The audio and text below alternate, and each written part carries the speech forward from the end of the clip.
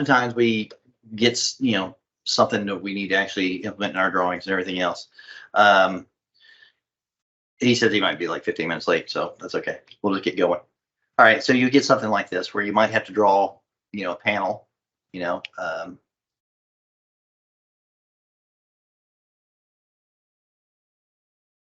and you see a picture of the panel, and you kind of see what sizes you need to use and draw and work with. Like you'll have these panels that actually come in multiple different sizes.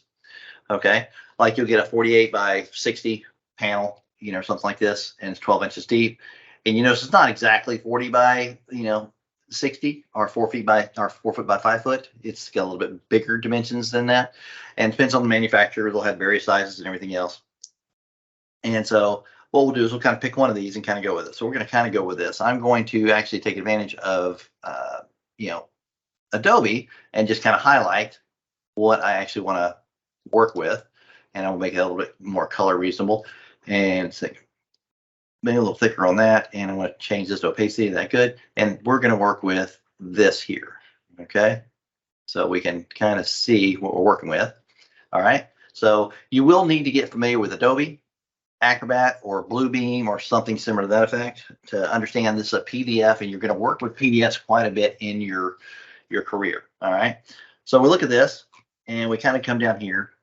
Now you can download this file, a 2D CAD file, directly from them, and you'll get something like this. All right, this is actually a 2D version of it. Okay, nice and already drawn out and everything else.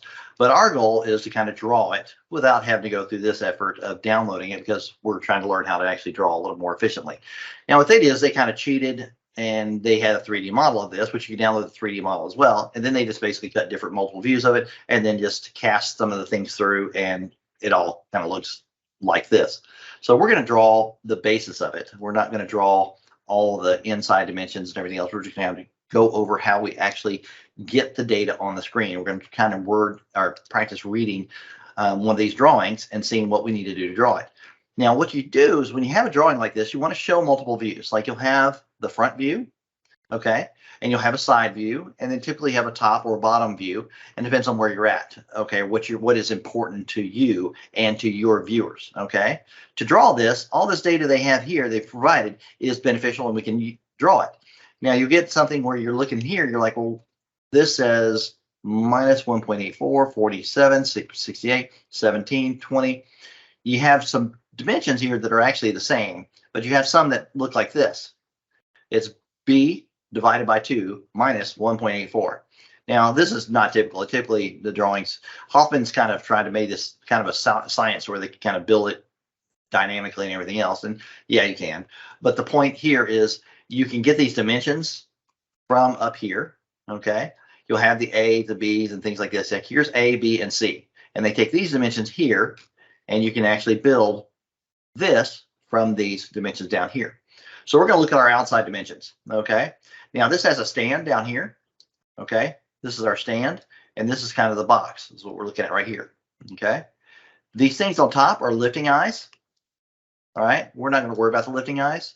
It's not a concern to us, so we're just actually going to kind of draw the box, kind of draw the door, and kind of show the presentation of it. I'm not worried about all the fine details, because we're just kind of learning the process of how to actually put this thing together.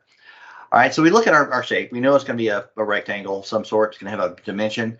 We're going to have an A dimension, and we're going to have a, oops, my bad. We're going to have a B dimension.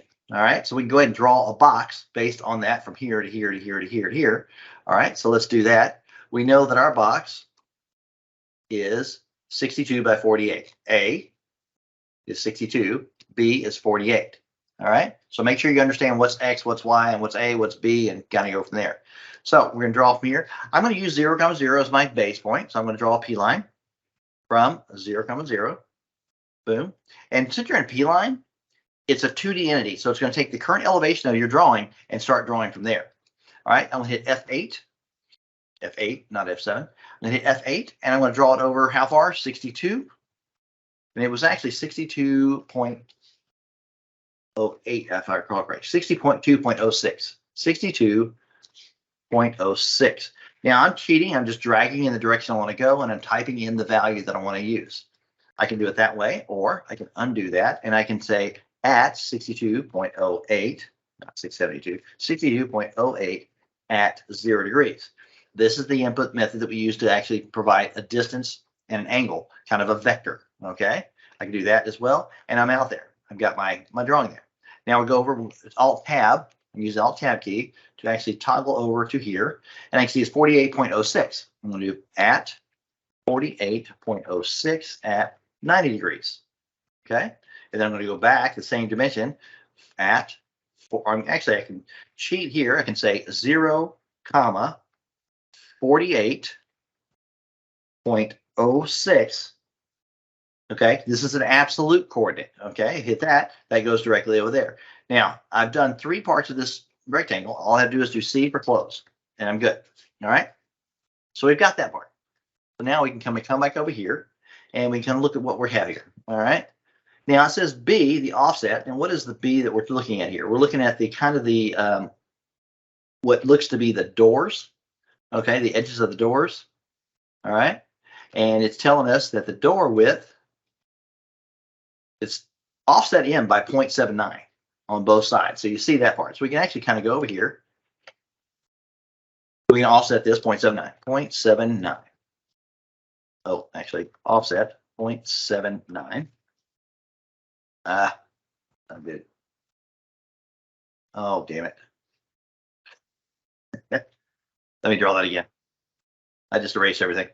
I wasn't paying attention. 0, 0, F8, 62.08. Is that what it was? 62.06. 62.06.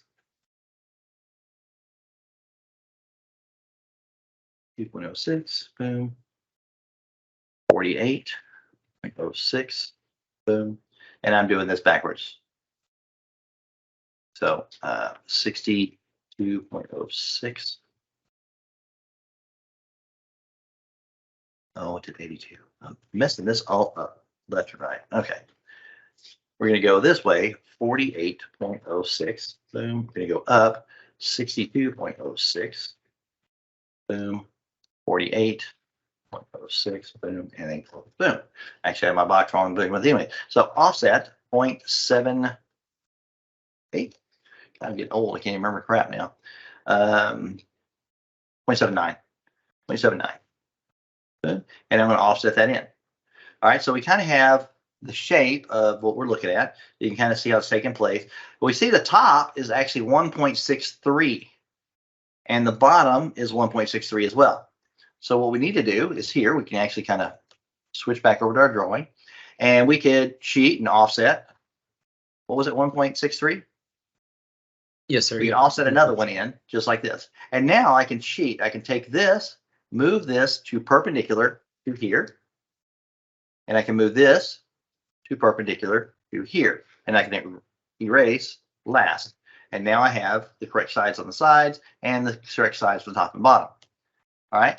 Now, there's 15 different ways to draw this and how you want to approach it and everything else. You can kind of go from there, and everything else. All right, so we see the distance between here and here is b divided by 2 minus 1.84. Okay, so if you look at that, 1.84 times 2 would give us this center dimension right inside here. So that should be 3 point, 4.68, I would assume. All right, but let's kind of draw it and see what we think.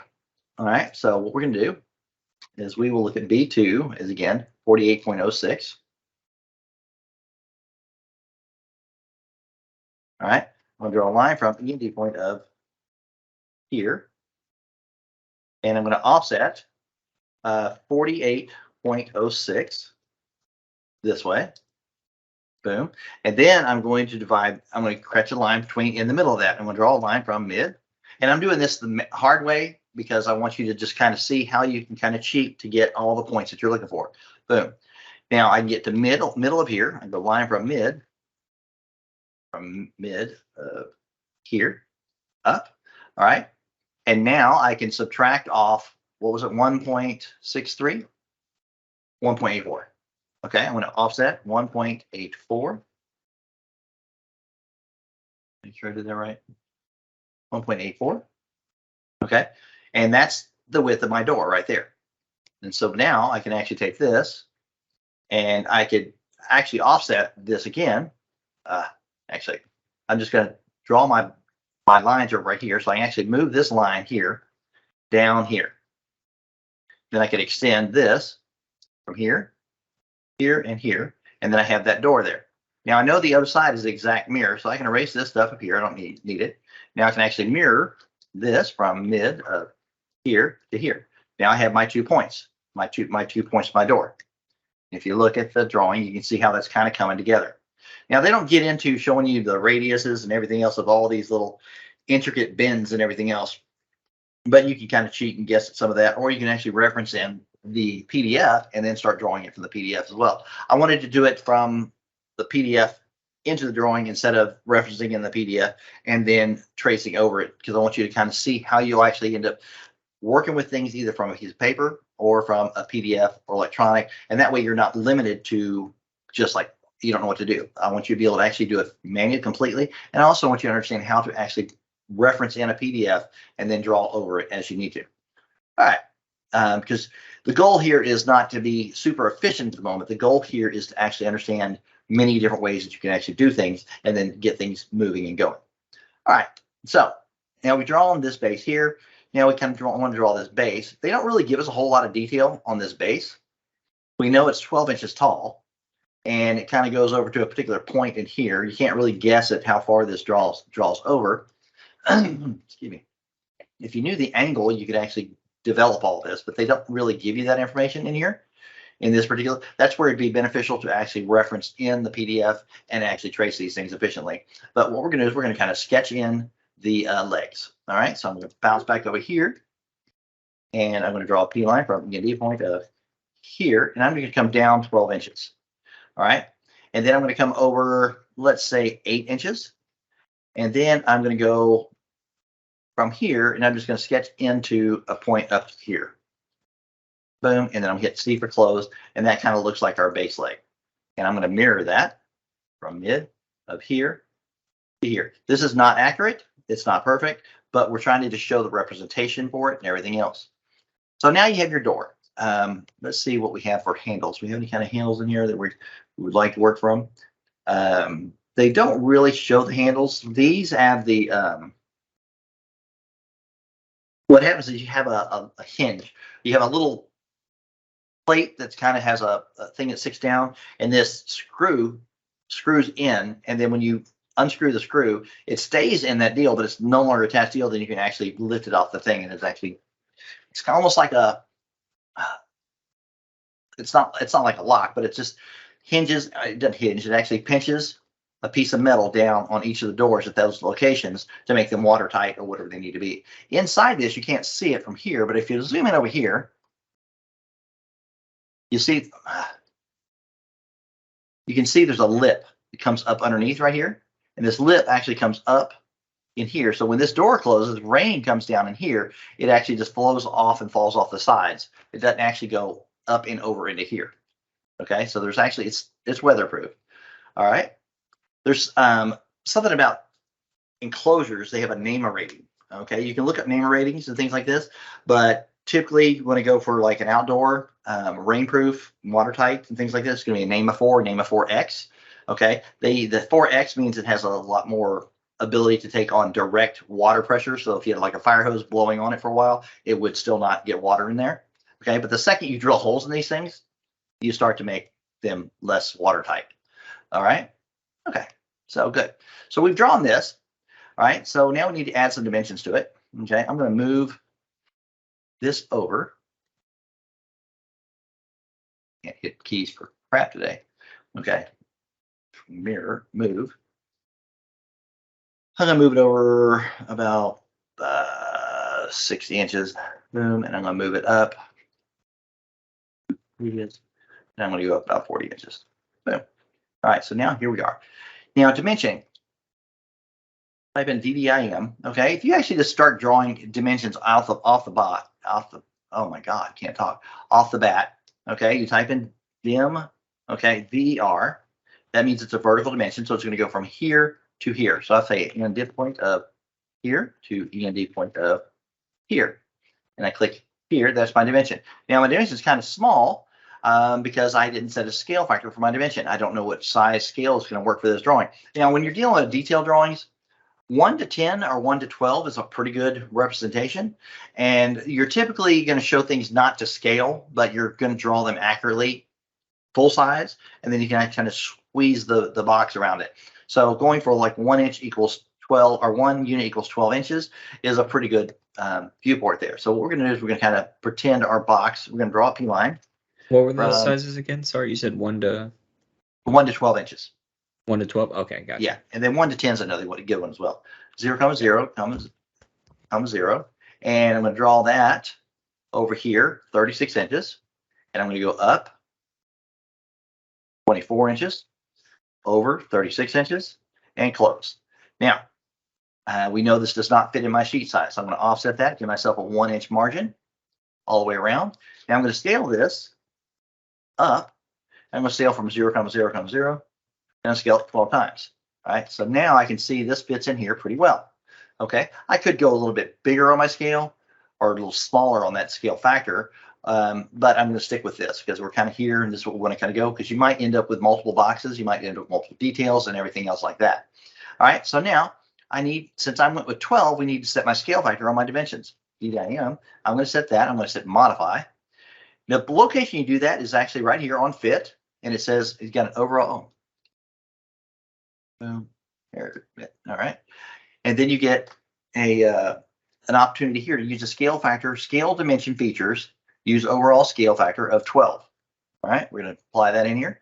Pick close, and notice it actually moves up. Now we want our dimension to line up correctly. So let's go back to the dimensions, and we can kind of look through some of these things and see how they affect things. This shows you a preview of how your dimensions will look. I'm going to hit modify, and we're going to go to place text placement over the dimension line with a leader. Boom, that's all good there. Now we're going to go to text, and we're going to say aligned with dimension line. That's going to get it aligned with it. All right, vertical, I want it above. Horizontal, centered, that's good. And that should actually get us what we want. Okay, offset for the dimension line, I'm going to leave that at 0.09. That's not too bad. You can go to symbols and arrows. All right, now this controls how big your arrow size is. I usually go with a 0.185, 0.1875 arrowhead size. Break size, 0.125 is a little bit big. 0.0625 is probably a little bit better. And I'm going to pick OK. All right, close, boom, and see it looks pretty neat right there. And what's nice about dimension, you can grab it and you can kind of move it out here a little farther if you want it to be a little farther away from it. All right, so now we can come in here and we're going to go ahead and dimension another line up here. Dim HOR is dim horizontal.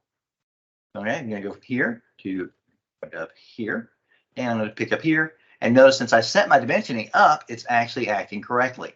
All right, now I'm going to do another dimension, dim VER. I'm going to go from end point of here to end point of here. And I'm going to bring this out to, now you want your dimensions to line up. So I'm going to hit near to here so it actually lines up to that particular point. Okay. Now, if I adjust my units, I could probably get this down to where that would actually fit in there. So if I check my dimensions and I go to my units, you have to modify your units in the dimensions, not your units in the drawing, because the dimensions can have different units than what your drawings are actually showing.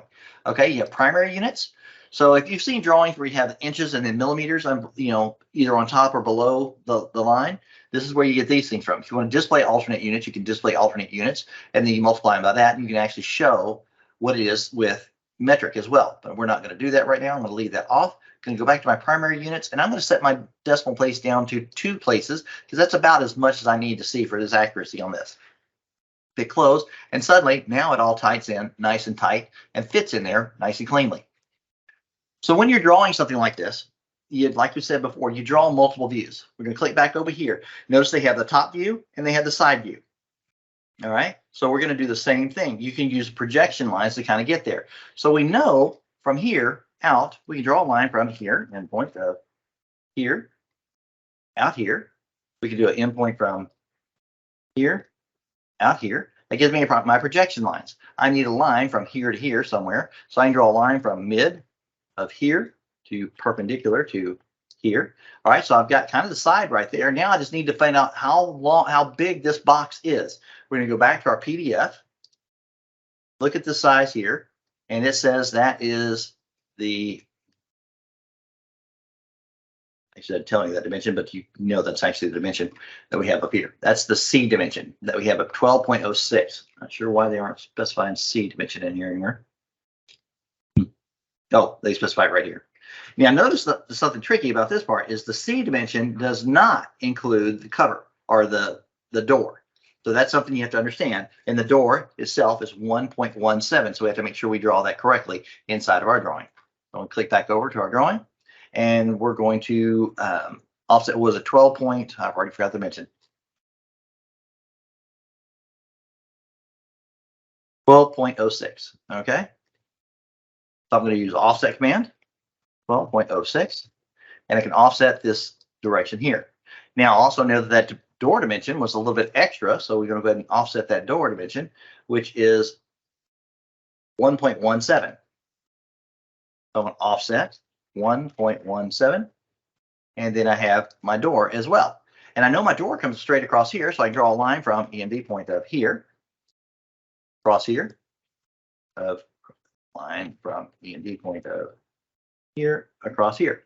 And now I can actually use the fillet command or the trim command or however I want to do it. I'm going to do F fillet. And I'm going to leave the radius at 0. It's set to 0. So I'm actually going to fillet from here to here. I'm going to fillet from here to here. And I'm also going to go ahead and fillet from here to here, and from here to here, and from here to here, and from here to here. Now I've got the side view of this particular unit. I can go ahead and trim this line out because that's actually the door frame, which is actually showing there. Boom and boom. Now we don't have the legs drawn, but we know that's just simply a box that's going to be on this side down here. So I can actually just draw a P line from E and D point of P line from E and D point of here, 12 inches down. Then I can just hit perpendicular to go over here, perpendicular, go over here, and then E and D point of here, and I'm going to say C for close because I actually like that extra line in there. So this is the side view of this right here. Now you have section marks that tell you what things are. Now this is called a front view. Okay, this right here is the front view, or an elevation, front elevation. And you typically place your text in here. So I'm going to add some text. Now, if I want a little bit taller text for this particular drawing, I'd probably go with 0.1875. But I need to know how tall 0.1875 is times my scale factor. So it's 0.1875 times 12. So you can actually run calc. And I'll bring that over here. Maybe. Boom. Here's our calc. I can say 0.1875 times 12 is our scale factor. Is 2.25. So I need my text to be 2.25 in height. Okay, so I'll type in, I picked my start point. I'm going to say center, and I'm going to say the mid of this right here. And I'm just going to use this as my rotation, and I set it as going to be 2.25 in height. And I'm going to type in my, what did I just do? Oh, screwed up the angle there, my bad. Text. I'm going to say center, middle of here, and that's actually for the height, 2.25. And now my rotation is 0. And I'm going to type in front elevation. Okay, I'm going to move that now, and I'm just going to move it down here like so. Typically what you'll do is when you have a front elevation, on something like this, you might show a scale underneath it, but you'd show it at a smaller, or you might have a descriptive text or something that goes below this. This is more kind of like a title text. So you'd want to place some text down below this at that same elevation and everything else. So I'm going to copy this down, and I'm just going to copy it down to, let's say, 3 inches. Boom. All right. And I'm actually change this height of this to be a little less. So I want to actually use 0.125 text, 0.125 times 12 equals 1.5. So I want to change the height of that to 1.5. Okay, 1.5. That means this is going to plot at 1/8 inch, and this is going to plot at, what is that, 3/16 of an inch? Okay. Now this you might want to be underlined. You can double click on that, and at the front do a %U. That is an escape sequence or a code that you can actually type in. And there's different codes that you can use. We're going to kind of cover some of those on this particular aspect as well, since we're here. Okay. You can put in degrees, you can put in center marks, not centers. You can do degrees, phases, and a variety of different codes. The best way to do that is type in help.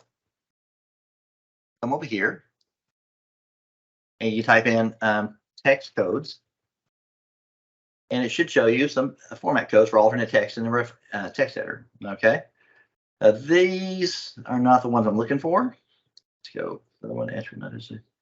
Here you go, special characters. All right, here you have a degree. It's %, %d. Plus or minus tolerances. We'll show you the plus and minus, which is %, p.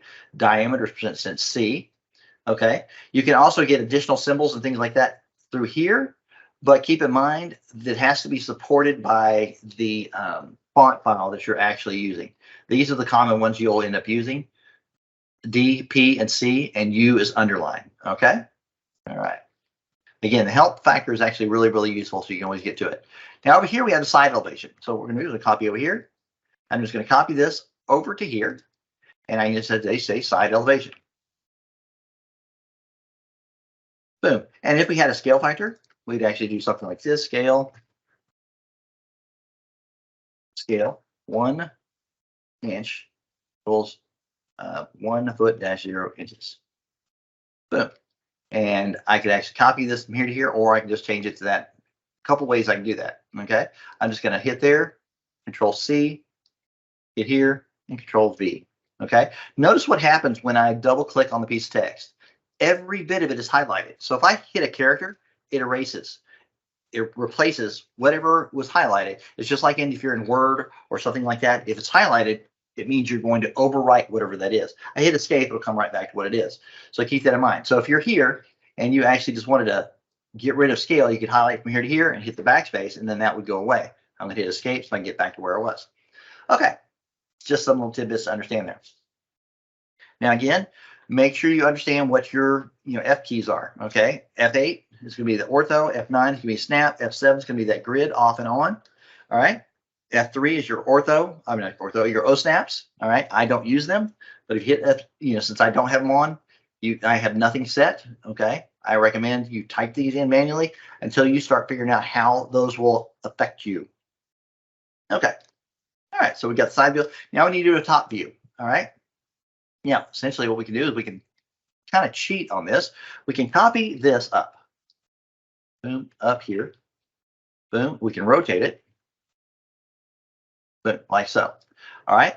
Now I can project these lines up from here again. Actually, I'm going to take this, move all this from near here to perpendicular to here. Okay.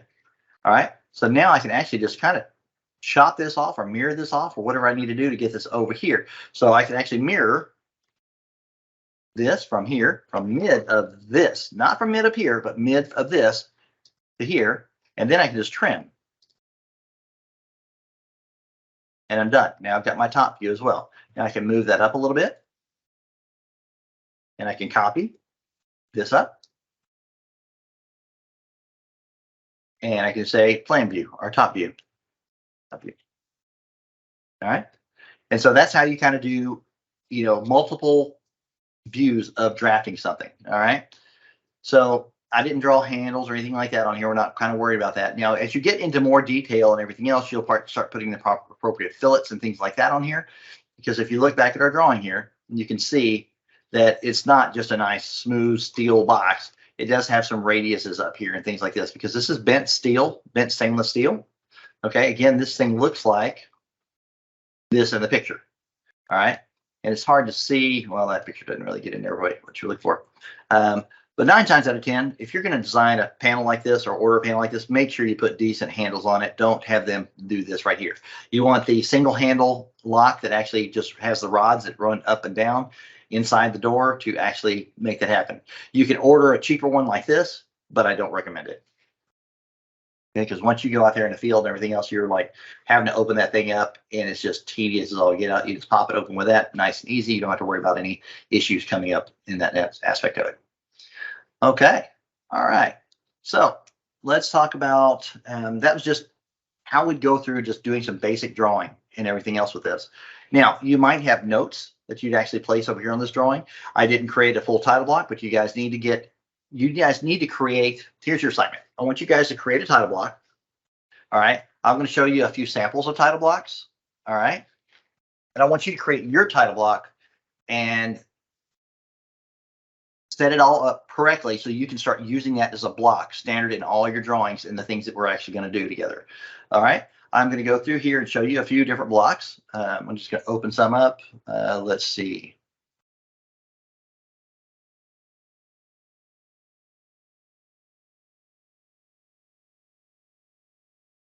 All right, let's just do this. I don't know what this is. Okay, here's a title block here. Okay.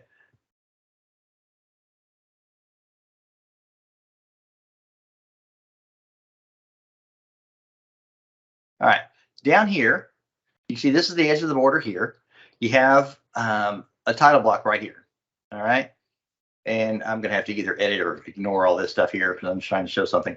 But you have a title block here. This is your title block information. You're typically going to have like a site name. You're going to have like a title or a discipline, and then a title of the drawing or what it is. You might have a location information. You might have a project number associated with it. And you're also going to have most definitely have a drawing number or AKA a document number. And then a revision number is always a good thing to have there as well.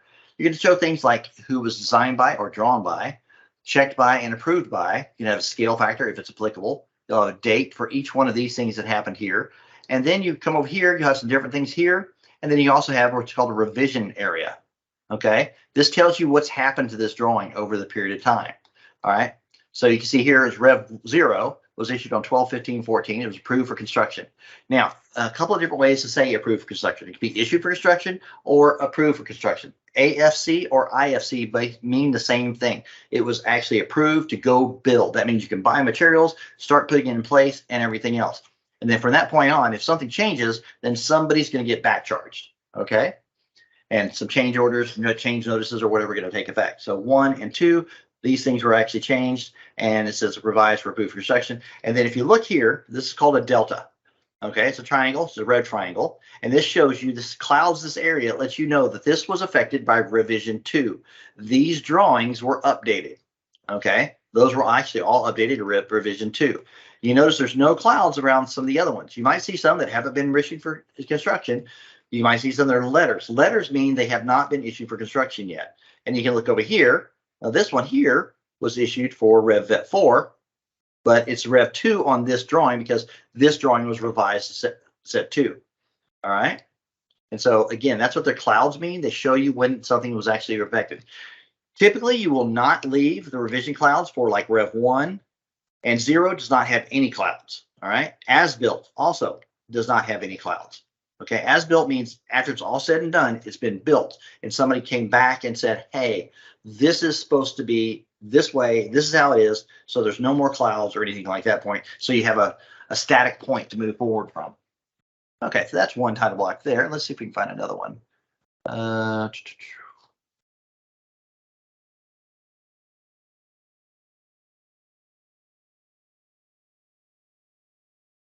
Do I have a PDF anywhere? Okay, well, I don't really have a PDF anymore. I don't know what this is going to be. Okay, close. All right. Okay, here's another title block. Notice a little bit of a difference. You have the logo.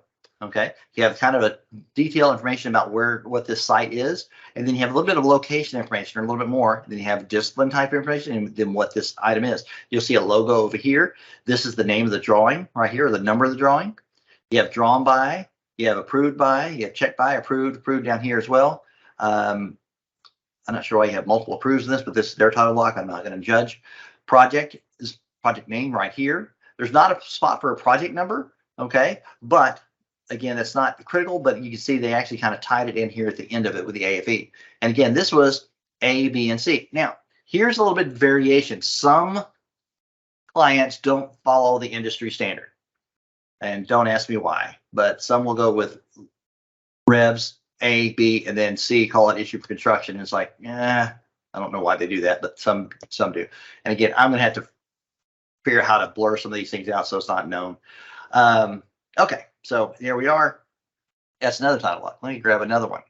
Let's see.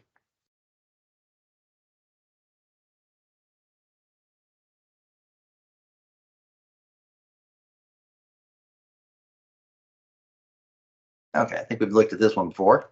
And here's another type title block. This one runs across,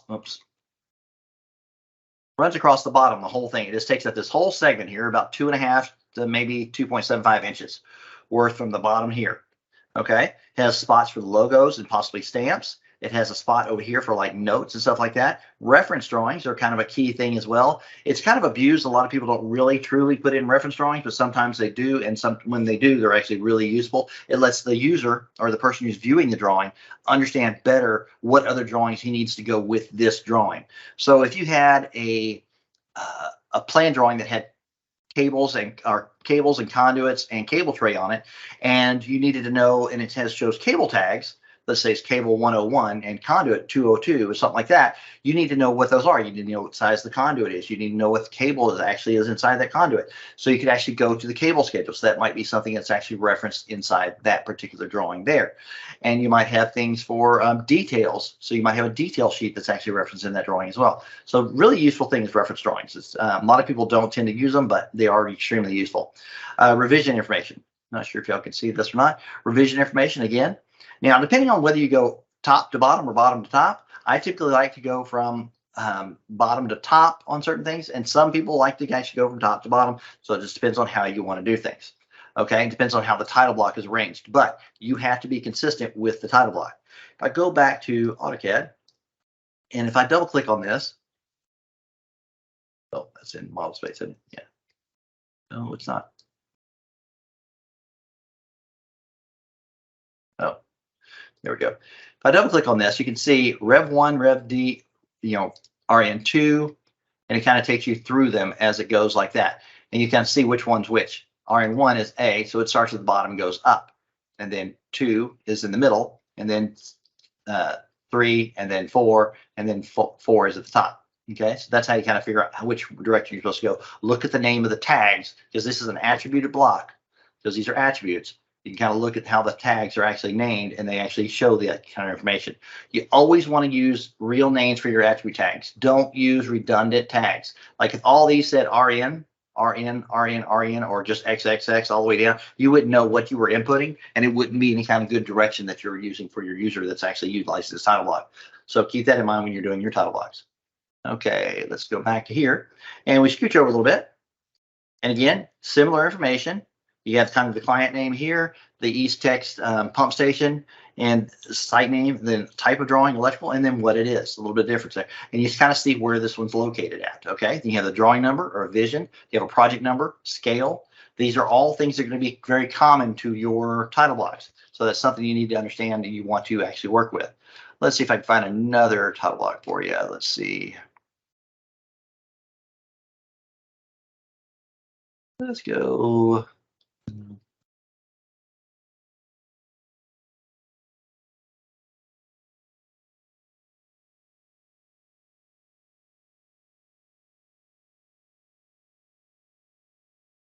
I don't know what this is. We'll see what this is. That's a similar thing.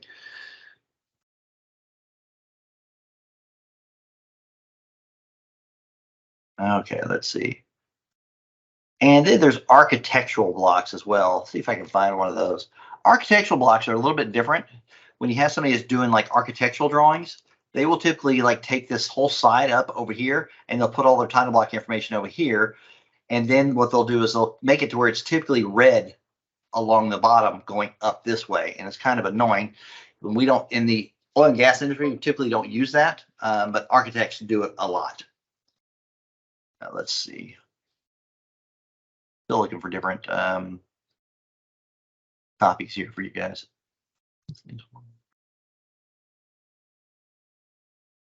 And I don't have to have any more handy, but actually, you know what? Let's go.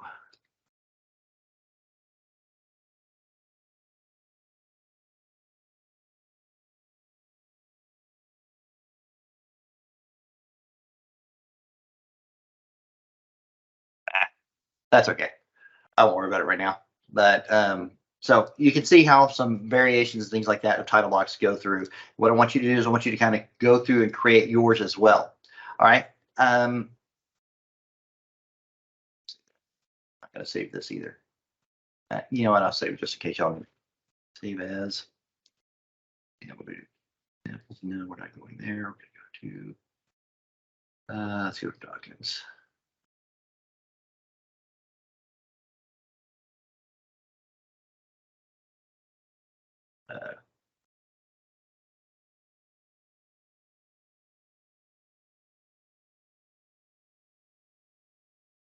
Okay, go to documents.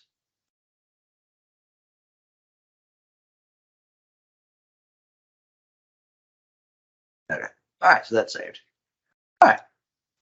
So when you get into CAD, you actually want to open a file. You can always go back and open a file. I know we haven't talked about opening files, things like that. There's multiple ways you can open a file. You can click the open command, go browse to your file, and kind of open it. All right. You can just double click on it there, and it opens up. You can also bring up Windows Explorer, Windows key E. It's a shortcut. And that, I hit it most times.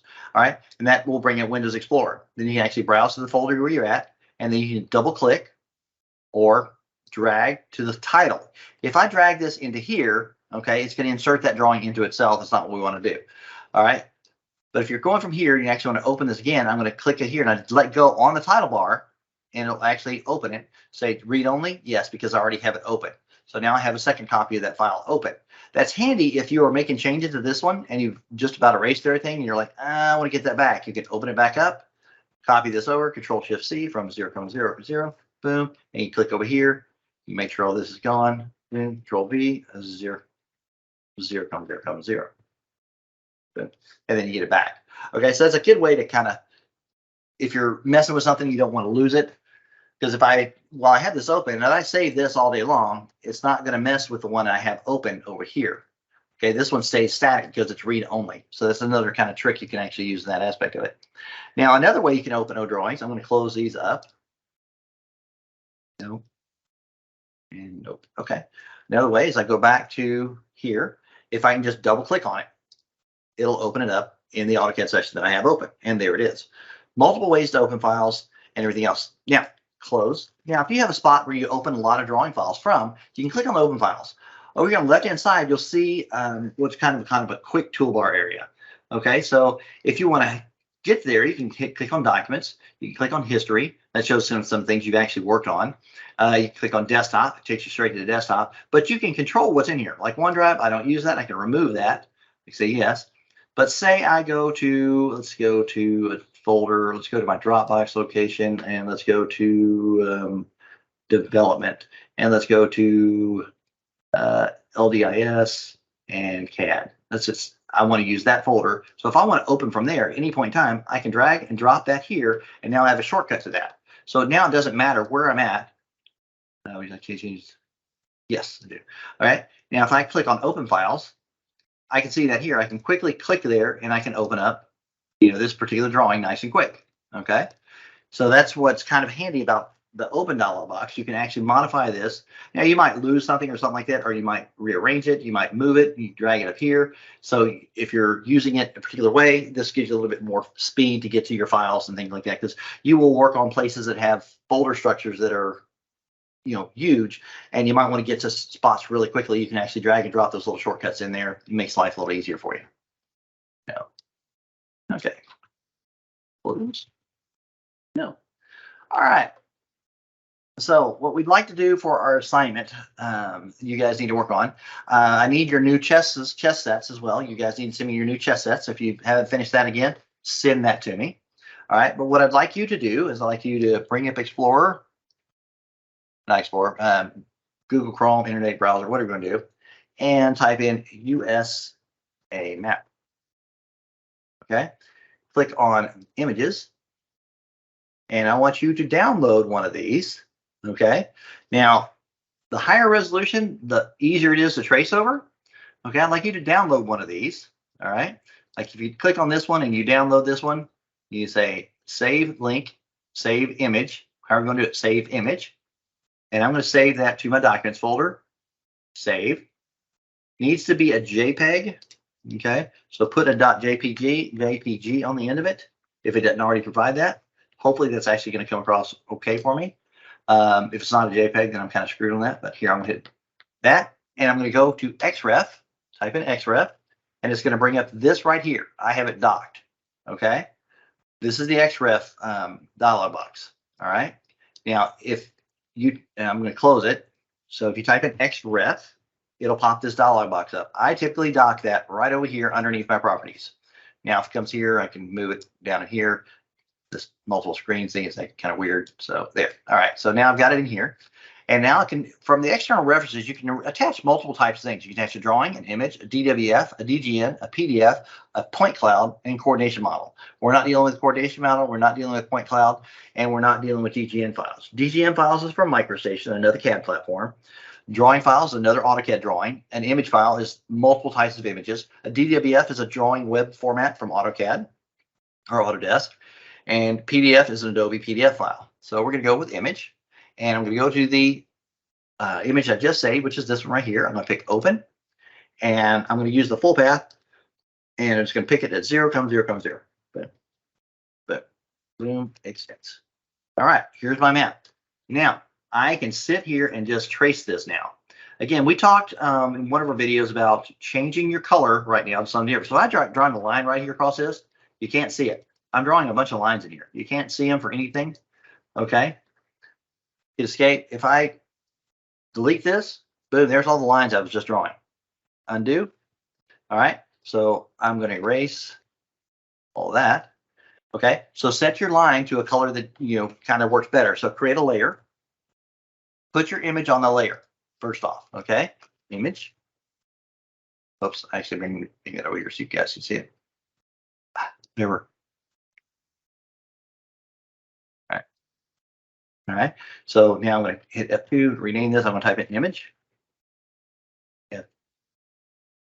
F2, image, type that better. All right, and I'm going to set that to white is fine because it's an image. It's going to do what it is. I'm going to highlight this. I'm going to move it onto that particular layer. All right, so now if I want to, I can always just turn this layer off. Okay, or I can also cheat and unload the image. So if I want to see my stuff, I can say unload, and then I can reload, and then it disappears. But keep it on its own layer so you can turn it off and on as you need to. Now, create a layer for your outline. Okay. Outline. Set a color that actually is easy to find on your drawing. A good color here is probably going to be a dark blue or something similar to that effect. Okay. And I'm going to double click on that to set it current. See the check mark next to it? Boom. And now if I draw a P line and just zoom in here and I just start tracing. Don't get hung up too much on how close this needs to be. You're just doing this for an assignment. It's not meant to be something you're going to use for the rest of your life. And you just kind of trace in here and kind of get in here and then kind of create your map. And I'm going to cheat and come across here and come across here, here, here, here, here. Now, trust me, if someone who's done this and been super paranoid about it and drawn really tight things, don't get overly excited on the details of this because your polyline will be rather large. What I would recommend doing is probably drawing each of the states by themselves, and that way your polyline is not huge, and then those outlines will actually make up when you keep them all together, and you'll trace them in there. You can create a layer for each state if you want to, however you want to do it, but then I'd also like to see text inside those, and I'd like to see what you come up with. Okay, it's definitely this point where you draw it. And for bonus material, locate a few major cities inside each one of them as well. All right, guys, that is the assignment. You guys have any questions? I'm trying to add the picture to mine, and it keeps giving me. Okay, no, it worked that time. Never mind, my bad. Okay, there you go. I did. It was I changed in the file to a JPEG. I didn't see that it wasn't. Yeah, always make sure you save it to a JPEG, and you'll be good to go. You can just add that extension if it's not already there. Now, it only works if it actually is a JPEG it's actually downloading from. Sometimes we'll have particular web formats that are not considered true images, and AutoCAD won't really read them. So you might have to find a different map or something like that if that becomes the case. Brandon, any questions? None that I won't pick up from watching the beginning of the video. Okay. All right. Well, the videos, I kind of wanted to show you guys how to actually draw something from multiple views. Okay. And wanted to show you manually and you can watch the video to see what I talked about, and, cheats that you can actually do. But I wanted you to kind of practice getting into the modes where you actually draw things, because sometimes we just get frozen trying to look at something like, well, I need to draw that, but I don't know where to go. And so just start drawing, and anywhere you pick to start is not going to be that much better than the other, but as long as you start, you'll get going and you'll actually make it happen. All right, guys. Well, I think I will stop there. We should be good to go. So your assignment, make sure you send me your chessboards. Finish that up if you haven't. And then also go ahead and do your map and trace out each of the states, and then put a piece of text in each one of the states. And then also give me a scale on there as well to show me how big something is. All right. Look up chart scale or a, let me see if I can show you a picture of one of those real quick.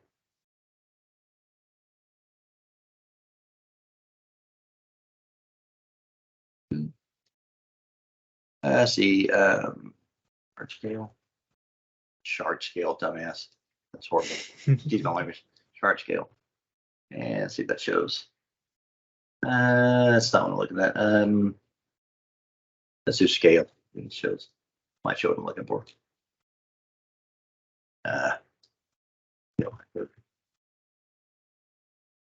No. Map scale. Something like this. Yours will be a miles. Okay.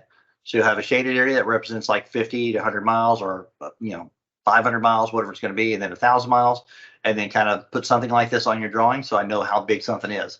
Now that'll be up to you to try and figure out how big your actual drawing is going to be. So that's all you. All right. There you go, guys. All right. That's it for tonight. You guys have fun. And we will talk to you next time. Send me your stuff by the your chessboard. Send that to me by Friday, and then everything else we'll get together before next week. All right. Yes, sir. Sounds good. All right. Take care, guys. Aye. Bye.